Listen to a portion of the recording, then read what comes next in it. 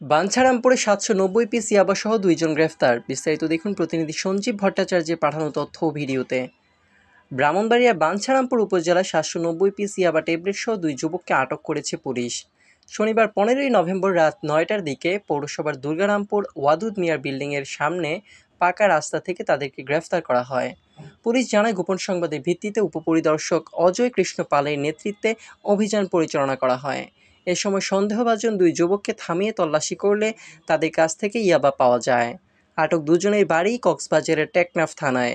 মোহাম্মদ রবিউল আলম সিদ্দিকী এবং মোহাম্মদ জুনায়েদকে আটক করে পুলিশ ঘটনাস্থলে জব্দ তালিকা প্রস্তুত করে মোট ৭৯০ পিস ইয়াবা উদ্ধার করে। তাদের বিরুদ্ধে মাদকদ্রব্য নিয়ন্ত্রণ আইনে মামলা প্রক্রিয়াধীন রয়েছে। বাঞ্ছারামপুর মডেল থানার ভারপ্রাপ্ত কর্মকর্তা মোহাম্মদ হাসান জামিল খান বলেন, মাদক নির্মূলে বাঞ্ছারামপুর থানা পুলিশ জিরো টলারেন্স নীতি অনুসরণ করছে। এলাকার শান্তি শৃঙ্খলা বজায় রাখতে এ ধরনের অভিযান অব্যাহত থাকবে।